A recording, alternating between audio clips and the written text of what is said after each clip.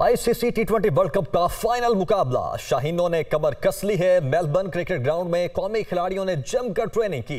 Chairman PCB Ramiz राजा भी शाहीनों की support के लिए पहुंच चुके हैं। मेलबर्न में हमारे रिपोर्टर बिलाल अकील मौजूद हैं।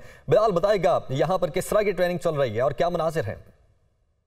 मैं इस वक्त एमसीजी के बाहर मौजूद हूं, जहां पर 13 नवंबर को पाकिस्तान और इंग्लैंड के माबैन टी20 वर्ल्ड कप का फाइनल मुकाबला खेला जाना है। इस हवाले से कौमी शाहीनों ने आज ये बिल्कुल पीछे 3 घंटे का नेट सेशन किया, जिसमें बैटिंग और बॉलिंग की मशकें करते रहे। इसके साथ साथ चेयरमैन पीसीबी रमीज राजा भी यहां पर पहुंचे और उन्होंने प्रैक्टिस सेशन में कोचिंग स्टाफ और खिलाड़ियों के साथ खसूसी गुफ्तगू की। उसके बाद मीडिया से गुफ्तगू करते हुए रमीज राजा ने कहा कि 92 के वर्ल्ड कप की टीम का हिस्सा था, तो उस हवाले से एमसीजी से बड़ी यादें वाबस्ता हैं। उम्मीद है कि पाकिस्तान टीम 13 नवंबर को अच्छा खेल पेश करेगी। पाकिस्तानी खिलाड़ी इस वक्त बेहतरीन फॉर्म में हैं। जिस तरह से पैदर पे जीत लेकर आ रहे हैं सेमीफाइनल और इससे कबल 3 मैचों में पाकिस्तान ने अच्छी कारकर्दगी का मुजाहरा किया और ख़ास तौर पे जो ओपनिंग जोड़ी थी वो अब दोबारा से अपना उन्होंने कम बैक किया है। तो 13 नवंबर को एक अच्छा खेल देखने को मिलेगा। और जिस तरह से कल भी कौमी क्रिकेट टीम का ट्रेनिंग सेशन रखा गया है, जिसमें खिलाड़ी जो हैं वो फील्डिंग